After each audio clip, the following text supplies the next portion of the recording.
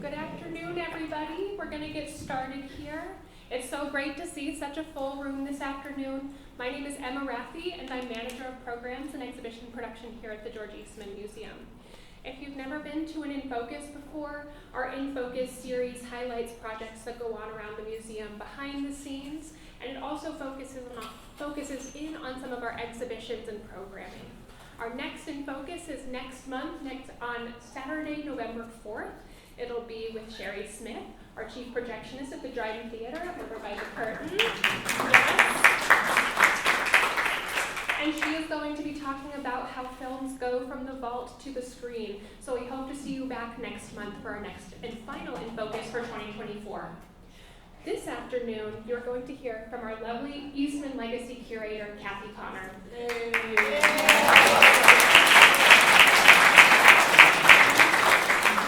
And she's going to talk about how the museum has changed in the past 40 years. And I don't want to take any time from her, so please welcome me in joining Kathy to the podium.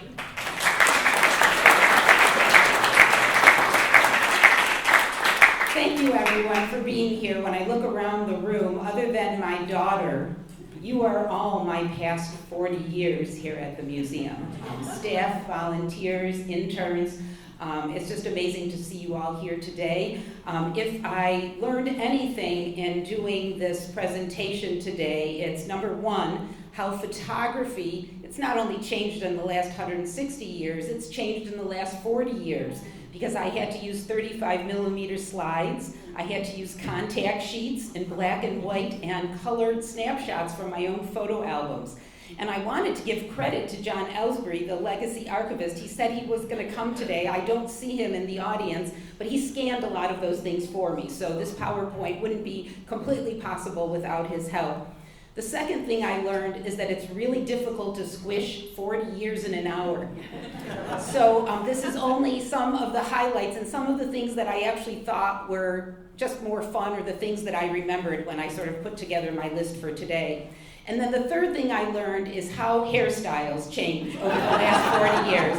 So you will see some very interesting pictures in here of how I, over the years, have changed, but also many of the people here in this room. And for those that did just come in and get a seat, I've pulled objects and artifacts, some of which I'm not talking about in the slide presentation today, but they're all the things that we've done over the years. In particular, the one I think you will enjoy looking through is the photo album that was done on January 20th, 1990, the grand ball when we opened the house fully restored. Many of the people in the room were there, but I think you'll enjoy seeing what we all looked like when we were all, dressed up and stuff for that special evening. There's also some first books that were written for kids on George Eastman, proclamations that were done in 2004 for his 150th anniversary. So I invite you, if you haven't looked already, stop by after the talk, and then you can check those all out. And so I will begin. I started here in January of 1982. I was hired as the education coordinator. For whatever reason, they didn't have one at that time, and they had a grant to build a discovery room. So they needed someone to do it. So these are the various things that were part of my job description when I start. Create a docent program, because we didn't have one. Build a discovery room. Create materials for homeschoolers and teachers. Begin to market Eastman House to the bus tour market, and create a speakers bureau, and create a volunteer program. And to be honest, in my opinion, the most important one of those was creating the volunteer program, because it was impossible to do all of those things without the volunteers. So this is our first discovery room, which opened in October of 1983. I've had a real difficult time with our renovation, trying to remember exactly where it is, but basically it would be outside here in the concourse and part of our coat room and locker space. And you'll see here, this is the inside of it. That is one of my favorite volunteers, Esther Wedd, who you see there in the lab coat. She was the nutrition for the city school district, so she always wore the lab coat to make sure she looked official. And you can see Dominika Hassos is one of my other volunteers.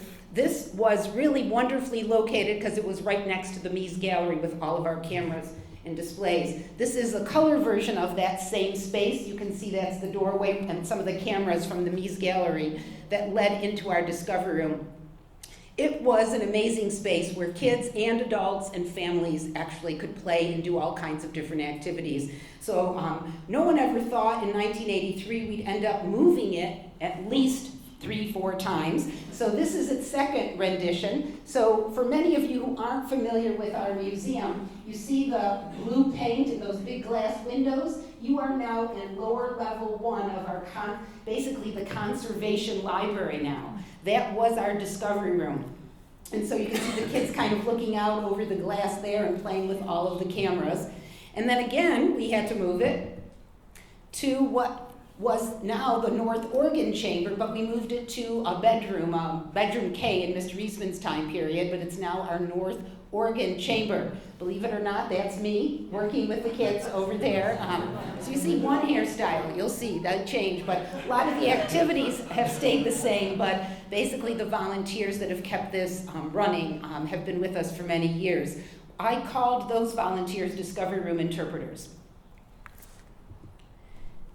This is the 4th, and I hope will be the final discovery room. It is now in George Eastman's bedroom, and this showed it when we had one of the exhibitions, and they were building little sets for the exhibitions, but this is also what it looks like. This is the one that looks out over the West Garden at the museum.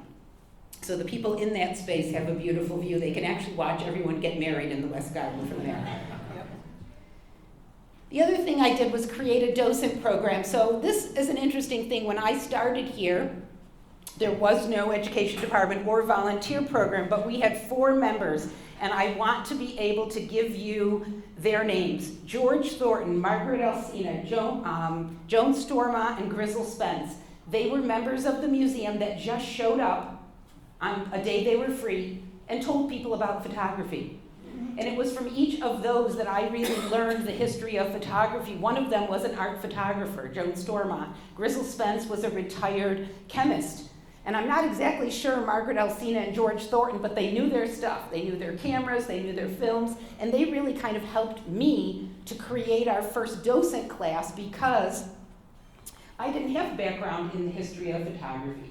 So they provided the content, I recruited and we trained more people, and eventually the docent core sort of grew. But I want to point out a variety of things in this photograph. You'll notice there is blue-gray paint on all the walls in the conservatory. You'll notice the light fixtures are different. The marble floor is still there, but in reality, the only thing in this room was that camera that if you were in the room when we started the tours, showed people walking upside down in the garden, basically. That was the excitement. And then the other thing was the pipe organ, the console. That has never moved. We've created, so you're going to see some faces that are here in the room, but Maureen was not only a house docent, but she also became a garden docent. And we had specialty docents. So in the beginning, when you were a docent, you kind of did everything. You did the house, you did the garden, you did the galleries. We always trained you on the photo shows. But it became harder and harder to kind of recruit people to do all 3 of those things. And so now we have separated them to the 3 different categories. But they play a crucial role in interpreting all of our different collections to our visitors. Over the years, too, we've been able to bring in people who knew American Sign Language, so they were able to do sign language interpreter tours. And one of the things Bob has said to me, I'm aging just like you. I'm not going to be able to do this for too long, these tours. So what we did these last few months is we actually videotaped him in all the different rooms and in the garden doing a sign language tour, which will eventually be up on our website, so more people in the future can enjoy it. We also then started what we call upstairs-downstairs tours. And this is a photograph on the 3rd floor of the mansion, sort of in the oculus looking down. Diane Wardlow is the docent right here. And these were specially trained docents who could take people behind the scenes, basically, tell the stories of what those spaces were in Mr. Eastman's time. Obviously, talk about the animal heads that are hanging around there in that space, but also talk about what goes on there now, whose offices they are, and sort of the business of the museum. Upstairs, downstairs tours include the attic, the basement, the wine cellar, and the tunnel that takes you from the mansion all the way to the potting shed area underneath. No tunnel going to the Hutchison house, just as a review for all of you. And we also did sort of actor-actresses tours here. Museum theater was what I like to call it, and it was very big in education in the 80s and the 90s, and so I worked with a local company here called Murder Mystery Company of the Finger Lakes. They provided me with a lot of the actors and actresses for the museum theater. This happens to be Joan Finesse. She was involved in our community theater, but she was Miss Molly here. And every Friday at 1 o'clock, she would meet visitors at what was then our main entrance off of University Avenue, and she would literally take them on a tour, but in first person. She would literally tell them, wipe your feet over here, you're walking into Mr. Eastman's house. You know, she'd get to the dining room and she'd trim off a little string that was hanging on the tablecloth, and so she kept people in line. But it was a great tour, and it got people to get a better idea of really all the different personalities and people that worked for Mr. Eastman and stuff when he was alive and living here. She's coming from the third floor organ chamber. That's what you're seeing over in this picture. And then we also did museum theater using George Eastman as a young man that you see there, and as his mom. Believe it or not, we have Hickey Freeman, where George Eastman wore almost all of his suits. Every time they were getting rid of one or they had a model and it was ripped, I said, I'll take it. So we would use those suits in the various museum theater programs, and then different outfits like this one that Mrs. Eastman is wearing over here. Her name's Liz Cameron, but she portrayed Eastman's mom older when she was in the wheelchair, and then of course this is the young George. We also had an older George Eastman as well for those museum theaters. This particular one, I believe, just because of the person I'm seeing in the mirror, I think this was for the opening of the restored bedroom, Mariah Kilbourne Eastman's bedroom, when we had different skits, and then we ran them every half hour as people were walking through. The bus tour market. So this was one that was interesting because, you know, is education, also marketing and buses, but it became part of my job. I was lucky enough to go to the Ontario Motor Coach Association, American Bus Association, the Pennsylvania Bus Association, and basically recruit buses to come to our place, tell them about our museum, tell them what we had to offer. I wasn't going to tell this story, but many of the bus tours are seniors. Okay, so they need sometimes a little ramp to be able to get into the building. I was asking for a ramp for the front of the mansion for I can't even tell you how many years, because it would have made it easier for people to get in and out. I got the ramp when Walter Fallon from the Eastman Kodak Company retired, and he needed to have the beer kegs come into the terrace garden for the party. So they built a ramp right in the front where I wanted, so all my senior citizens could actually get in the front door without a problem. But, you know, as a general rule, it was difficult to get people in up all those steps, but we did a really good job, especially around Lilac Festival and Fall Foliage. It was the big seasons of the year. We actually had a little sort of coffee break room where the bus drivers actually got to sit and have a cup of coffee while the people were touring the mansion or whatever. I show this picture because I wanted to show you sort of a before and after. This, obviously black and white. Well, actually, there's so many people in here that know enough about the museum. What is missing from this picture? All right, the gambrel railing up on the top, so that's Juan Siebers. I'm showing one of those here. So it didn't exist when I first started here in the 80s. The roof, you can't see it as in this black and white, but the cedar shakes were pretty messed up, and you can't see it all in the black and white, but in color, these bushes, literally you could see right through them. They were so overgrown. So this was the front of the mansion, sort of when we started the restoration, what it looked like. I'm going to show you what some of the interior rooms looked like at that same time period. So again, your conservatory, you have the camera that shows the people walking upside down. You have the console for the organ. What's missing from just this area? The planter. The planters, the flower boxes, that's right, those are all gone. Anything else? In front of the organ. Plants. Oh, obviously the plants there, all the furniture. This was before restoration, and this is all that blue-gray paint. And those, of course, are not the original light fixtures either. The other thing I want to point out, and this my finger won't reach, but if you look up to the very top of that image, you see a circle? Yeah. You see how it's completely solid? It was filled in. It was not like you see it today. our PR person, Barbara Hall, sat there, so we had to move her and find her another office when they were gonna open up that area. But basically, that had to be done as part of our restoration process, but the third floor looked very different than what you see now. But I wanted to kind of give you an idea of the before and after. This was the living room. We started tours in here, and when I tell you there were pieces of, call that, electric tape on some of the carpets just holding pieces together. The big excitement was actually George the cat. He was a black cat, and he would come out, right, Todd? And he would kind of be around for everybody to pet him or whatever, because they actually literally had a cat living in the house at that time in the 1980s. So this is sort of what we started with when we started doing the restoration. I wanted to show you some close-ups. These are the couches that are now in the living room with the flowery upholstery, but these were original in the collection, but this is sort of what we started with. And that's the Davenport you see in the front hall. So in order to do the restoration of the mansion, all of the cameras, the photographs, the library, everything that was stored in the house, we had to find another location for it. And so the big hole that you see over here on that slide to the left, that is the hole dug for the archives building in 1988 and 89. So 2 subterranean levels. You can see some of the construction going on right over here. You can sort of see the carriage house or whatever in the barn in this picture as well. Okay, it just gives you an idea of what we had to do to move all the collections that were now in the mansion to another building so we could start doing the renovations that were necessary there. This is the finished product of the 1989 archives building, and you can see how beautiful the rock garden looked when it was first done as well. And hopefully, once the grape arbor is restored, in the next few years, it will be back to looking as nice as you see here.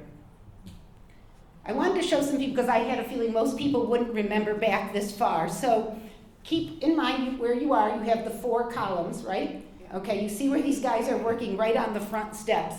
Even years ago, in the 80s and the 90s, things were happening to the mansion. And so literally, the steps were sinking right into the basement. So we had to completely rebuild that area where you step out of the front door, you would basically fallen down into the basement. This is a light bulb storage room in the basement for our facility guys. And you can see here they're actually having to rebuild, fix up the steel reinforced concrete, fix and make it as waterproof as possible so we don't have that issue in the future. But this was one of the first projects that we worked on, and it's so long ago it never is really brought up anymore. And then this sort of shows you kind of what the house looked like a little bit after it was done. You see the gambrel railing is back on the top. It has a new cedar shake roof. And I didn't say before, but if you noticed in that first picture how the ivy was over the entire front. Yes. So we work carefully with the landscape department to try to get them to at least minimize it and keep it as low as possible, because none of that ivy is good for the brick in there. It just eats away at the mortar or whatever. But this was better than it had been in the past. So I also wanted to share this because, you go to Disney when they're doing construction, right? They always put over this nice picture so you can always get the picture of that tower or whatever. So this was the front of the house when we were redoing the roof. And everyone said, we need to make sure that anyone that visits the mansion can still see and get a good photograph of the front. So we have this silk screen of the mansion put in so that people could get their picture. It was something you should never, ever repeat. So the people outside liked it. All the kids at night after we closed came and climbed the scaffolding, tried to get into the windows of the place. It was something I was constantly going around making sure everything was locked. For a long time, people used to use their skateboards. And so they saw the scaffolding behind, and they basically made it as part of their afternoon entertainment. But for the so many months that we worked on the roof, it was here so people could get their photograph. And this was the finished product, basically, even once the front garden was actually replanted. So I'm going to show you some original black and white images. If you see black and white, it's from Eastman's time. If you see color, it's from, after restoration. So what do you see different here in the entry hall from what we now have. We have this carpet. All of these we chose not to do for a variety of reasons. The House Committee back then didn't want wheelchairs, walkers getting stuck, or it being a tripping hazard as well. So you'll notice Eastman's staircase carpet goes right down onto the marble. Okay, it goes there. So we didn't do that either. Again, another tripping thing as well. So we took the images and we used them as authentically as we could, but certain things that we felt were a health and safety issue for a public institution, a museum, we changed. So this is what it looked like when they were doing the renovation. Every single room that was being done had whatever, all these different tools and equipment or whatever. We had put plywood on all the floors or whatever to protect it, but it was a mess, and it was a mess for about a year and a half. That's why we functioned out of that new archives building. This is just one of the workmen literally taking at least 7 coats of paint off of each one of those spindles. They used something that probably today we would not have thought very good to use, right? It was a very strong chemical that they wrapped around each of these to remove a certain amount of paint, and then they had to use dental tools like you see there just to scrape off the rest. And then this is one of the reasons why repainting in the mansion is so difficult, because they didn't use any brushes. It was all sprayed. Now when you spray, anything would go through our heating, ventilating, and air conditioning system, which would cause definite issues. So we do it in a very different way, but you can see when the whole place was being done, the stripping was done right on site. It was a construction site, like I said, for almost a year and a half. And that's the finished product. I think I have one that shows sort of the front hall after restoration, sort of, it shows the flowers in there as well, and the flower box is now in place. And then, I showed you before and after, I had said we had to unhook or get rid of the floor up on the 3rd floor where someone sat. Once it was open, believe it or not, we didn't have to reproduce all of those. All of those were stored in the attic in boxes. We had found them, and so we were able to clean them up, and they were able to be reinstalled up on the 3rd floor. So what you're looking at when you're on the 3rd floor looking down is actually the original spindles. Many of them were probably repainted or whatever so that they would look better, but then only the banister, the large mahogany banister, was then put on to finish the product. So we'll get into some of my memorable exhibits. So I picked ones I liked, and I picked ones that were memorable. The Festival of Oregon King of Instruments was an amazing show, but sort of like what I feel my colleagues at the Rochester Museum and Science Center go through every time they have dinosaurs. The volume of this show would get to you after a while, because how it worked is every one of the displays, you would either ride a bicycle, you would be pushing and pumping to make the sound come out of the instrument. So no matter where you were in the museum, whether it was in the archives building in the Potter Peristyle, whether you were in the house, it was loud, very loud. But it was a great show. We had these wonderful timelines, and it brought in a lot of churches and organ groups and other people, musicians, to the museum, which was wonderful. The other one that I liked, this was again when I was in education. We had a wonderful curatorial assistant. Her name was Carolee Aber, and she had found in our collection daguerreotypes, tintypes, glass plate negatives of cows from all over the world. And so she put together a small exhibit. It's now in the Curator gallery where Todd has his Kodak camera. But there was a wonderful selection of just the history of photography in cows. We had movies in the Dryden Theater all about cows. And so for the opening reception, I insisted we have milk and cookies and ice cream. So that is what you see the volunteers are serving over here. And the cow, it sounds like it was so easy to do. You ask a farmer, he brings a cow. Well, not really, because cows back then could not go on 490, 390 or whatever. So he was asking me for all back roads to be able to get to the Eastman house. And he came from somewhere down by Caledonia or whatever. So I had never, and this was way before there was Google Maps or whatever to tell someone. So giving him directions to get here, but he's literally right in the front yard. And visitors got to pet the cow, but you could also milk the cow. You see the bucket underneath? Yeah. And we actually have a person here that did come to see that when she was little, Amelia. And people loved it. And the thing that I loved the best about it is that we had so many Amish people here. There were carriages parked in the thing because, again, milk, dairy, it was big. We were shocked, but they came and they visited. We had a lot of Indians because they had cows, and cows were sacred, and we had a number of images of cows from India in our show. And then we even invited the Dairy Queen to come and talk about, all kinds of nutrition and good health or whatever and stuff. So this was one of the stranger ones, I guess you would say, that we did at the museum. One of my favorites was the Brownie at 100, and I worked with Todd Gustafson on this show. We had fun doing it. I brought a few examples of some of the Brownie dolls that were made for us for the exhibition. Todd and I actually got to be on, CBS Sunday Morning or whatever, talking about how easy the Brownie camera made it. But we had a whole hands-on activity area where kids could dress up like a Brownie, get pictures of themselves. We had the dolls that they could play with. It was wonderful. And of course, for that opening, what do you think we served? Brownies, right? All right, the other one that I worked on with Todd is called Innovation in the Imaging Capital.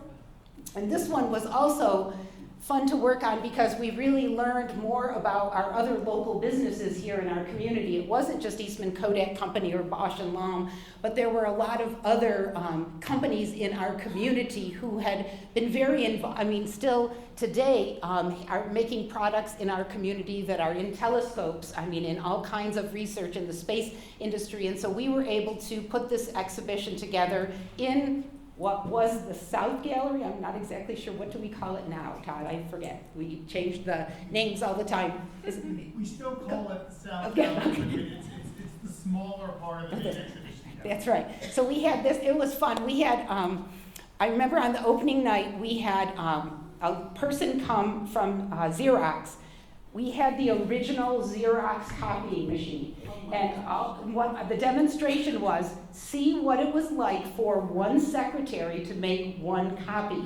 And Todd, it took at least 10 minutes for the whole machine to actually work, and you saw the copy. So we would just gather people as they were coming into the gallery and do the demo, because it wasn't quick. Everyone expected it to be as fast as it is today. It was not. So you really have to give those secretaries years ago a lot of credit. They did a lot of running and putting in and taking out to make those copies. But this was a fun show. We learned a lot about our community. And I love this picture of Todd and I right next to the life-size x-ray that was included in there. That is in our photography department, but it was a lot of fun putting that one together. So some of the others, and I wanted to show, sort of for those that aren't familiar, this is what we call the Corridor Gallery. This was a closet, a walk-in closet in Eastman's time period. It is now the exhibition space where you learn about the Kodak camera. Okay? So our Corridor Gallery, I just wanted to show you what it was like before. When we first opened the George Eastman Archive and Study Center, we used that gallery for all kinds of different shows, new acquisitions. I believe, Debbie, you were the one that helped put this one together. The Kodak for Christmas, we had all the Kodak ads, and Todd gave us all the different cameras that were in those advertisements for Christmas. We had a vintage Christmas decorations in there that you saw in those ads. It was really a lot of fun. And then in 2004, we did George Eastman, Vision and Obsession, which was huge. It was not only in the Potter Paris style, but in the Brackett Clark Gallery and the South Gallery. And then pieces of that were then picked up and moved into the mansion to sort of keep some of it out more than the year that it was up in 2004. I'm going to go through these quickly, but when I tell you that we have been asked to be a photo location shoot for every conceivable kind of organization. Rock bands that want to stand on the top of the stairs and do their drums so that they can put that on their CD cover. I don't remember, this was something through RIT, some interesting, probably 360 camera, which was new at the time. we have made more movies without those fancy things the filmmakers basically use, you know, to ride on, the producer director. We used our flower cart. The same thing that we used to get all the artifacts down here today. That thing has come in handy many times. But there have been at least 3 or 4 made-for-TV movies on George Eastman. We still have those in the Legacy Archive or whatever. A lot of them, of course, came out on VHS, then were transferred to DVD. So hopefully they will last into the future to be able to be shown because they were really well done and they used the house. We've had models of all sorts. Now we have senior pictures. We have all kinds of wedding photos in the mansion as well. And then this was some of the first, like, we've been asked, like, can we bring our big balloon and get it? I'm like, what, like a dirigible, you know? And so we did this on a Monday, but they actually went over the entire complex. You'll see some of those pictures in a second. And this was the first time we tried the drone out on the East Vista. And so you'll see eventually the drone, when it was set up, came back on that black suitcase that you see down there. But I thought it was a great idea to do this because I got to see how good or bad all the roofs were from.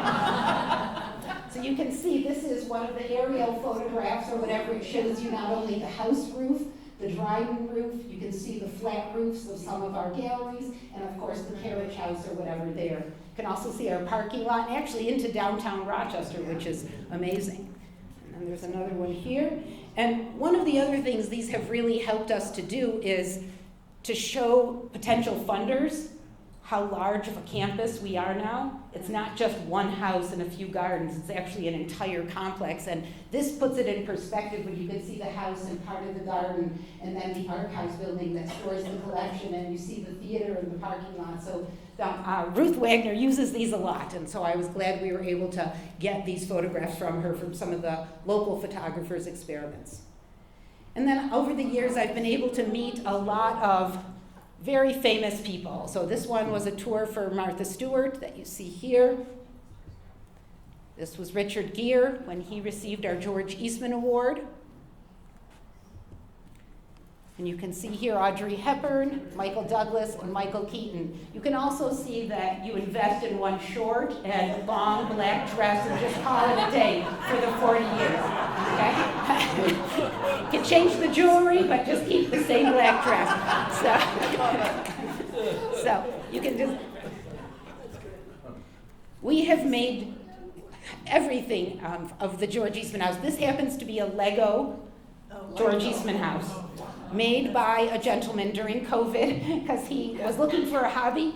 He's been trying to get me to buy it, but we have not. He was asking too much money for it. But believe me, when I tell you we have made these in woodworking classes with students, you know, learning how to do carpentry. We've done Lego ones, and obviously many in gingerbread.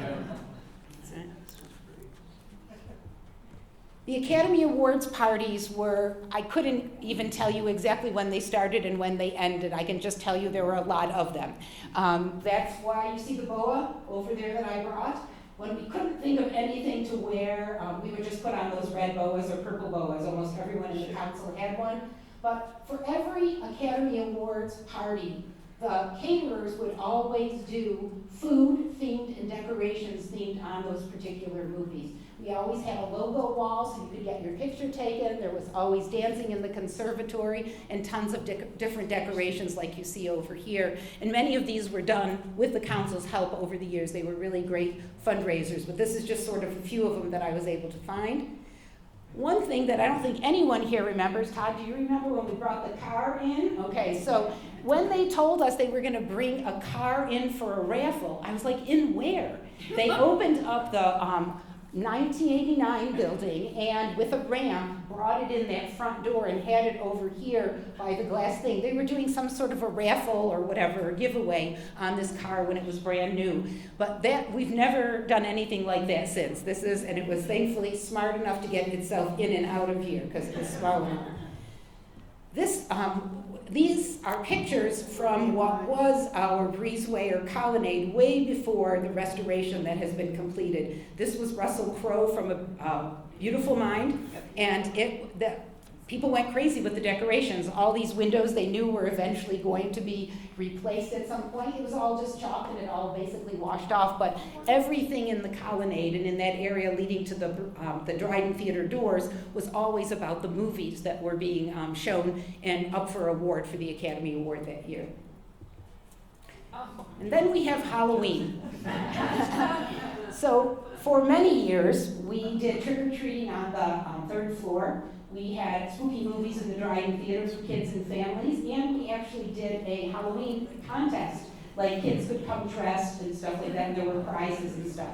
So I want to, because I believe that we are graced by the president of Mike Russo, and I believe that was you, yes. And that was President, our PR person. Believe it or not, that is my daughter, Caroline, and I am Maleficent. I believe, although Alan argues with me, I think that's Alan with that clear mask. I'm pretty sure that was him, but he says no. So.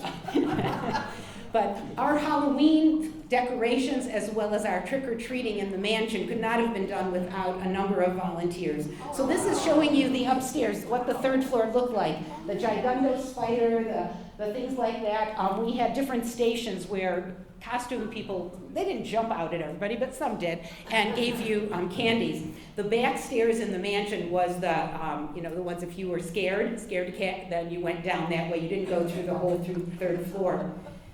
But this was one of our better. This was my volunteer of many years, a great docent. His name was Bob Holroyd. He had a gorilla outfit, and he would shake the elevator doors and scare the living daylights out of even the adults that were up there on the third floor. But then he would give them candy or whatever as well. And then, of course, we've done Christmas for many years. We've always had a Santa. I will tell you that one of the things that I knew we were always doing right is when my daughter said to one of her classmates, "You should come to the Eastman house because the real Santa comes there. All the other ones are just his helpers," and stuff. So, we still have, lines of people coming to tell Santa what they want for Christmas, and it's a perfect backdrop for a really nice holiday picture. And then, of course, there's been many a Dutch connection. This one actually shows it with two pathways coming in the room one way and going out the other right near the organ. A lot of people love it because they can see the organ a little closer than they normally can, and they're getting to see or have more photo ops and stuff for the displays of the flowers, and then again will happen next February. And then I can't not do a little highlight on all of the various people that have helped me to do the restoration work on the pipe organ. This is Arvid Lakebird, Steve Kelly, and Rich Butts. And Rich Butts is really the ringleader here. He is the person that knows and understands how this instrument really works and is put together. He explains everything to me, and I know very little about all of that, how it actually works.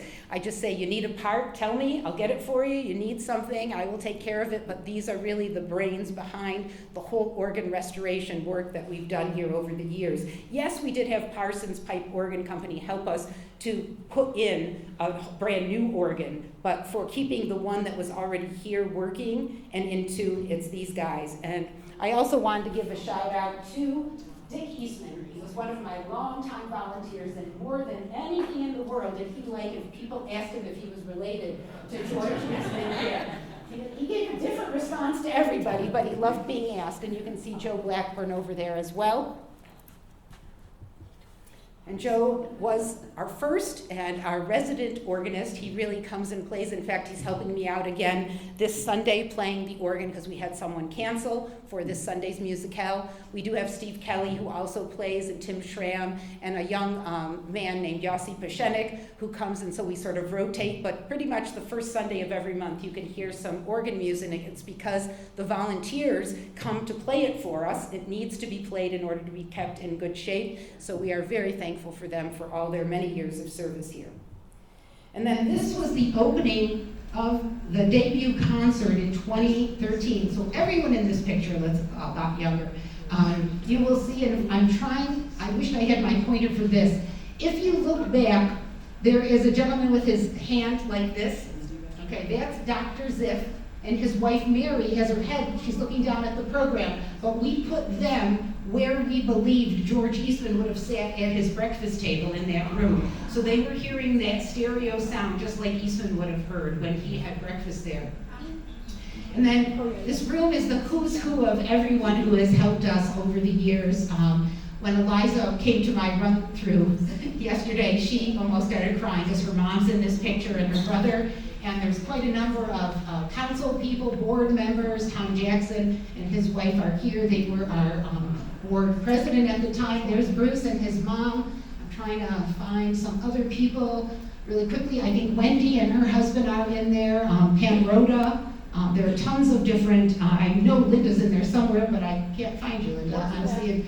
And there's the Ashleys. There's just, it's really a who's who of all of the people who've been involved in our board and our various committees over the years. It was a wonderful Dayview concert showing off all the different, oh my God, talents of that pipe organ. You know, you can play classical music, you can hear a pin drop, and then you can also play carnival music and the Beatles. And it sounds really good. Depending on the organist that's playing it, everyone has their own unique style, and that's what's wonderful about having the different organists come in and rotate the concerts. And the other thing we did was decided in those many meetings on how this organ was going to be retrofitted in this chamber. It was decided that it would be great to have the ability to walk right through a chamber and actually see it and hear it playing at that same time. Now the organists don't really like that because they like all the doors to be shut. You don't get sort of an echo or a hissing sound, but people love coming into the chamber on a tour and literally seeing all the things moving and shaking because you can hear the music right there. It's wonderful, and this, to my knowledge, is the only walk-in chamber, at least in a public institution, where other people can go and see it. There might be some in a private home that I don't know about, but at least in a museum or a public institution that's open for visitors and stuff, this is the only walk-through one. And we have had a lot of church groups, a lot of people just involved with pipe organs come to tour because they want to see how this thing operates and actually walk through the chamber. Over the years, I have served many a piece of birthday cake. We have celebrated Eastman's birthday every July 12th since I've been here, sometimes with balloons, sometimes with cake, sometimes with lemon ice. And lemon pie has also been another thing served quite regularly. You'll see for every different one, we've always usually made the news in some way, shape, or form, but this was the big one, 150 years, and you think, oh my God, that's a pretty small cake for if you're inviting a lot of people. This particular cake was only shared with the Eastman relatives that actually came to town for that event. We had other refreshments for the public. So during Eastman's sesquicentennial, we basically on the front porch had George Eastman, right here. His name is really Dr. Martin Flax. He was again a volunteer. Why did I rope him into it? He fit in the Hickey Freeman suit.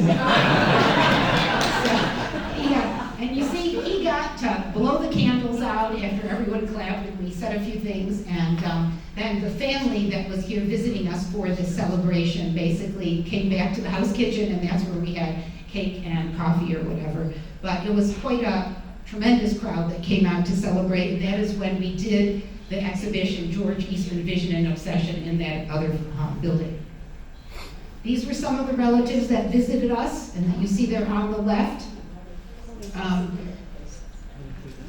Patricia Jones Blessman and the man behind her, Stephen Blessman, actually became committee members on the Legacy Committee and then board members for a short time. Some of the other ones live in they live in North Carolina, some lived in Hawaii, some lived in Denver. But it was getting to know them that allowed me to get an invitation from them to go to their homes. And when I went to their homes, that's where we were able to find a lot of the objects and the artifacts that you now see on display in the mansion. Paintings, clothing, tablecloths, although all the tablecloths have that red wine and spaghetti sauce stain right where you don't want it, but at least I knew what the tablecloths looked like and the monogram so we could reproduce them for use in the mansion. But it was from many of these people that we've received back the artifacts that are now part of the Legacy collection. The other thing I want to mention, this is a very old genealogy now, and every time Stephen and Patricia, Jones' son Benjamin, come, they say, how come I'm not on it? And I said, well, because this we did in 2004. He wasn't born until a few years later. So I say, when we do our next exhibition and we have a genealogy, we'll include some of the more recent people in the family. Many of them don't know their own family history. They actually call us when someone dies in their family, and we help them write the obituary. And so getting to know all of them, and pretty much I've met everyone that's in color here, and then I met George Eastman Dryden, the young man up over there, but he was in his 90s. One of the things that in 2004 I felt was imperative is that we needed to have books. We had Betsy's book on George Eastman. We had Carl Ackerman's book from 1931, but we had nothing for kids. So we worked with we worked with researchers who wrote kids' books for schools. Like you can see, this one is part of a series on famous people that you find in a school library, and all these others. I brought one that you can see is signed by the author to the museum, but we made sure that there were books on George Eastman in every public library here in our county, and I got a grant to do that, but for early readers, for elementary, for middle school, and then also high school. And some of those are still around, but some of them, I think the one on the end is now out of print. We did historic markers that year, and I told Deb and everybody else that lived in my office after that, if anyone even mentions historic markers, shoot something at me, drop a book, hit me in the head. Don't ever do these again. One of the things, people are all eager to do them on their buildings, but they don't always stay in those buildings. So the historic markers were supposed to be about organizations that George Eastman started, funded, or whatever. And it was fine for the Eastman School of Music or the Eastman Theater. Those markers are still on there. The Rochester Philharmonic has one in their office, sort of on the wall. The RIT and the University of Rochester and Strong Memorial, they have them on rocks or inside their lobbies. But some organizations, like the Red Cross, have now picked up and moved. No one knows what happened to the marker that was on the building, so unless they're responsible for taking it with them and reinserting it on their other place, it's a hard nut to crack. But in 2004, we had 10 historic markers, and it's from those markers that we began that bus tour of Eastman's Rochester. Jesse Pierce took that and made it a shorter version on a bike. And so we still have the bike tour still running today. But it all started because when you went to these organizations, you could find the marker that would tell you something about George Eastman and what he had done for that area. So now I'll give you a little bit of history of how we finally got a space for the Eastman Legacy Collection. So this is the Richard and Ronay Menschel Library right here. All of Mr. Eastman's letters I had to store in there because it was the only space available. Todd had things like some furniture and a tusk, and then all the photos were in the photo archive.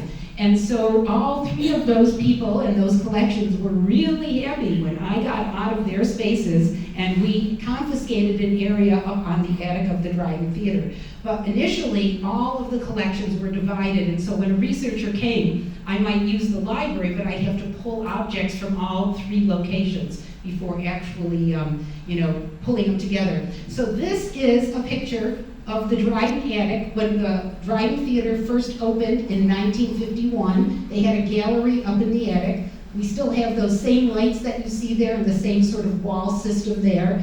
This is what eventually became the library and the photo archives before we had the archives building built.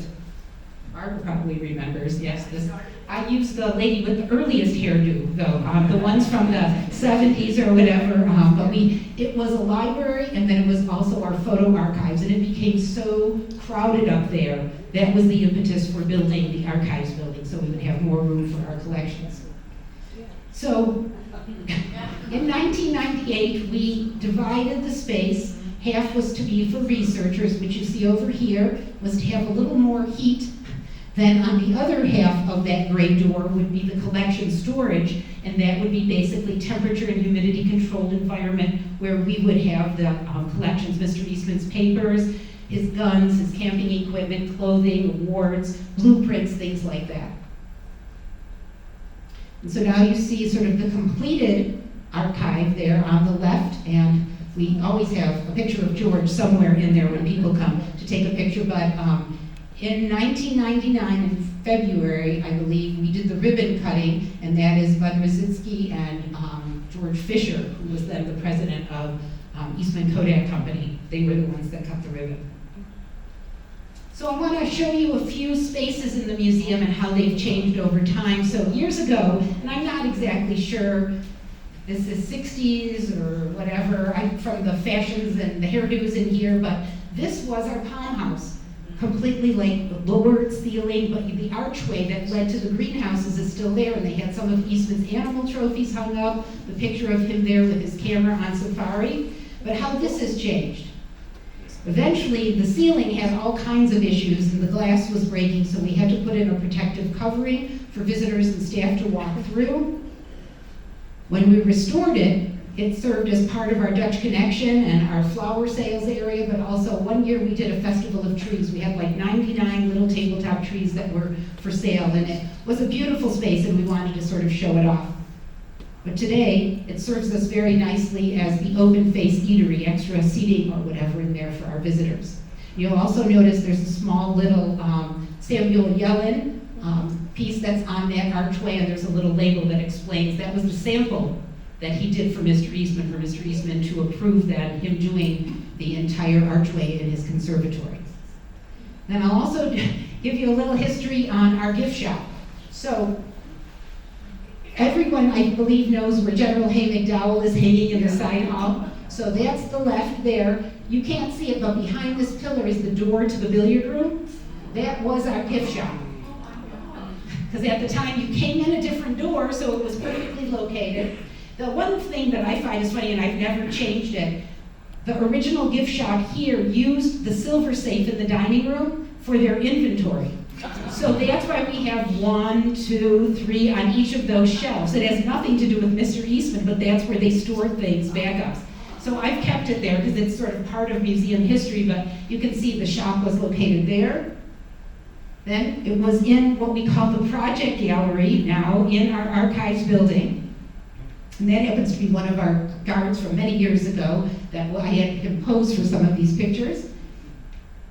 And then this was our sort of cafe and shop, or whatever, before our renovation of the Thomas Tisher new entrance. And then this is now our new gift shop. Now, we have a great tradition here that we have our photographs taken every year. So I was not in town for 2 of them, but I have like 38 of these images taken with all the different staff that worked with us. And I decided to just show one in black and white. And I want to point out the gentleman that's sitting right over there, Andy Eskin, he's the person that hired me 40-some years ago. And Bruce, I will tell you, he has said he does want to make a speech when I leave. He's told me that now 3 times.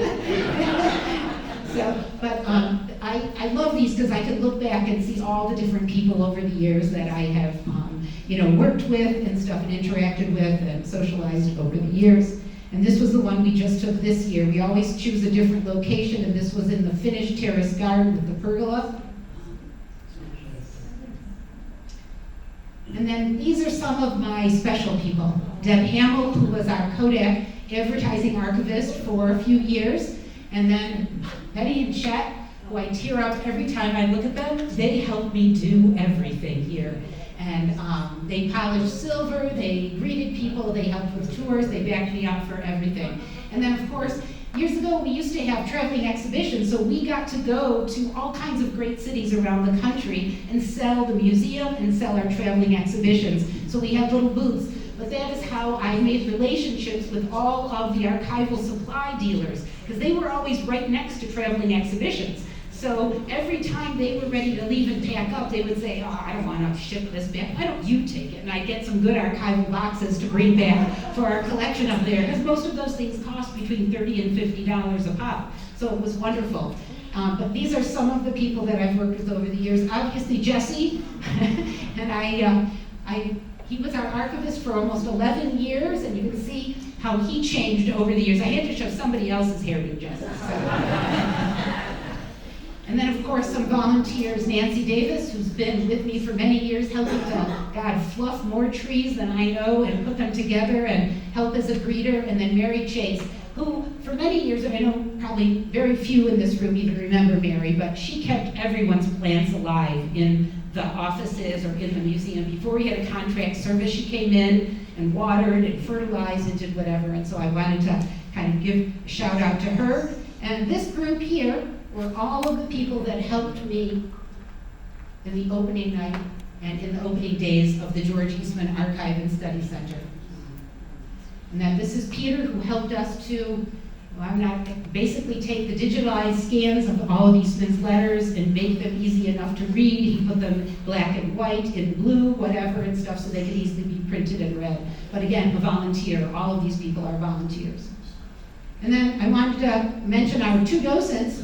Justin here on the left he loved history. He was blind, legally blind, but he was one of our docents for probably 15 to 20 years here until he finally graduated with his master's from Nazareth and is now working in like ADA type field and stuff in Boston. And that's his dad who came to kind of get him around. So I had to be very careful not to move things in rooms when he was doing the tour because he had it all memorized and stuff, so. And then, of course, Bob Menschel, as I mentioned already, doing our sign language tours. And this is our new class of docents who hopefully will be ready next spring. So when I leave, we'll have a new crop of docents that will be able to start interpreting our place for visitors. And I want to thank everybody for my amazing 40 years. Here I just